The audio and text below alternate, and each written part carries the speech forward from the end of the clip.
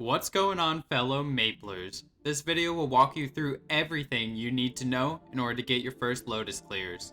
Let's start out with the requirements. The base requirements are level 190 and have completed the Black Haven questline, accessed by going to the Areve Conference Pavilion through the Dimensional Mirror. However, you should aim for the following before you attempt Lotus. Normal Lotus is level 210, you should be at least level 210 to deal full damage. Any higher levels will be bonus final damage up to a maximum of 20%. Since damage is based on too many variables, I would recommend benchmarking against other bosses in the boss UI to see if you are ready. As a general rule of thumb, you should be comfortably clearing the prior tier of bosses in order to struggle through the next tier, but the best way to determine if you're ready is to just try the boss. If you can make it to phase 2 on your own, you're ready for party play. Lastly, I'll say this on almost every guide, healing familiars make bosses significantly easier. I would highly recommend getting them to help mitigate smaller sources of damage, which there are a lot of during the Lotus fight. All you need to do is look for rare familiars that read continually restores HP. Each one heals 10% HP every 10 seconds, which stacks. The only exception to this is that you may be struggling for ignore enemy defense percent at this stage of the game. Alternatively, you may want to prioritize 15% ignore defense lines as a replacement. I'd recommend this option if you are below 90% IED. Now let's jump into boss mechanics. Similar to many bosses, Lotus will clutter your screen with different types of attacks. You do want to be somewhat cognizant of these attacks because they may result in death due to their debuffs, which limit your mobility, which makes it harder to dodge insta-kill mechanics when they're used. This is especially true in Phase 1. Phase 1 will likely be where you struggle to maintain your death count. Lotus will spawn a laser that spins slowly at first, but will vary in speed throughout the fight. Your first priority is to move with the lasers. Your goal is to make it to the top left or top right platforms, and from there teleport to the bottom platform on the opposite side of the screen with the hidden portals. I think the easiest way to do this is to jump from the corner to the top platform, however, utilizing the ladders may be a bit safer.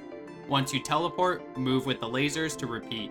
While you do this, you want to actively damage Lotus. Or, you can ignore all of this if you're a teleport class and just teleport past the laser when it's vertical at the center of the stage. This sounds fairly simple, but there are two main mechanics that will challenge you during this process. The first is the many minions that are spawning. Each color corresponds to a debuff, but pretty much all of them will mess up your day, so just make sure to clear them with mobbing skills as they approach. The second mechanic to look out for is falling debris. The critical moment to watch out for debris is when you're moving upwards. Debris will mess up your jump trajectory and larger debris will stun you. If the lasers are moving fast, getting hit has a good chance of death. A few tips for this phase are, if the lasers are moving super fast and you die, utilize the death timer to wait until the speed changes. Also, utilize skills that give invulnerability to ignore the laser and time a better jump if there's too much debris to safely move. Once you make it through Phase 1, Phase 2 is a piece of cake. There's really only one attack in this phase that matters, however, it is good practice phase to dodge the attacks on screen because Lotus will repeat most of these in the final phase. One thing I would recommend you do is practice jumping from side to side in cadence with Lotus's push attack to avoid it and continually do damage. Not only does this increase your DPS, but it's just good practice for other bosses with similar directional attacks, such as Normal Will later on. However, that's just a small tip. The main attack you're looking out for is when Lotus spawns scrap metal onto the map. Small platforms will fall from the sky and you'll want to dodge them. If they hit you, it will deal damage and clear the debris from the screen. It is important to avoid the debris because when it hits the ground, you will want to stand on them to avoid the follow-up attack where lightning will shock the floor, dealing a large portion of damage. There are a few ways to avoid this attack altogether. The first and easiest is to just bind Lotus and the lightning will not spawn. The second is to use your long invulnerability burst skill through the attack to avoid damage. And the final method is to stand on the debris that spawns on the edge of the path. You won't be knocked off here. If none of these options are available to you, you will need to either remain in the air for the duration of the attack or time a jump to avoid Lotus's push attack that would knock you into the lightning. And that's pretty much all you need to know for Phase 2. Phase 3 ups the difficulty by adding 2 more insta-kill attacks. The first attack to watch out for is now large trains which fall from the sky.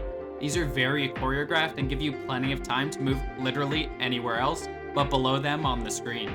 Lotus has some attacks that lock up your movement, push you around, and in general make it harder to dodge these, but just moving to the other side of the map to create distance from her is usually a good way to avoid them. The second attack is when Lotus will teleport to the center of the screen and shoot orbs randomly over the map. Rather than focus on the orbs, look at the floor for your indicators. A shadow of where the ball will land appears on the floor. Avoid standing in or above those to dodge the attack. No need to crazily jump around, simply walking while looking out for debris should be sufficient. Finally, the lightning attack is back for this round. This isn't necessarily a problem, except that you have insta-kill trains falling from the sky, which could happen over the lone debris that spawned for the lightning attack. For this stage, it is more important to save a bind or invulnerability skill to avoid what would be inevitable deaths when this occurs. And after you clear phase 3, you now have access to Extraordinary Energy Core Grade S, which when traded alongside 20 Diffusion Line Energy Cores Grade A, acquired through Haven Weeklies, gives you Absolab coins. These are used for the Absolab gloves, cape, boots, and weapon, the next major gear set to progress your character. When this video helps you demolish this dummy, like and subscribe.